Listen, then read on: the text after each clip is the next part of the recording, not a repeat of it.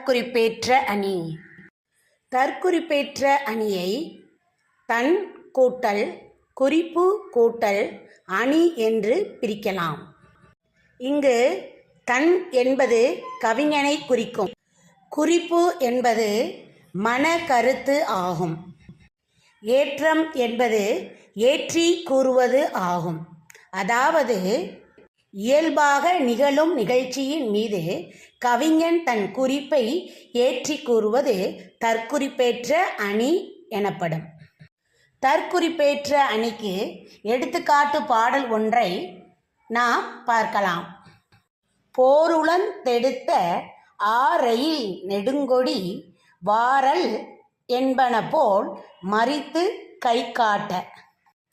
இப்பாடலில் உள்ள ரயில் என்பதனை ஆர் கூட்டல் எயில் என்று பிரிக்கலாம். எயில் என்பதற்கு மதில் என்பது பொருள். இந்த பாடலின் வரிகளின் பொருள் என்னவென்று பார்த்தால், கோட்டை மேலுள்ள கொடியானது வர வேண்டாம் என்று கூறுவது போல உள்ளது.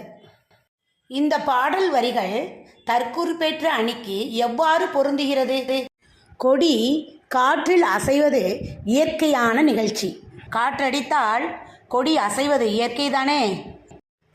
ஆனால் கவிஞரோ கோவலன் மதுரைக்குள் வந்தால் கொலை செய்யப்படுவான் என கருதி அக்கொடிகள் கைகளை அசைத்து மதுரைக்கு வர வேண்டாம் என தெரிவிக்கிறது என்று இப்பாடலில் கூறியுள்ளார்.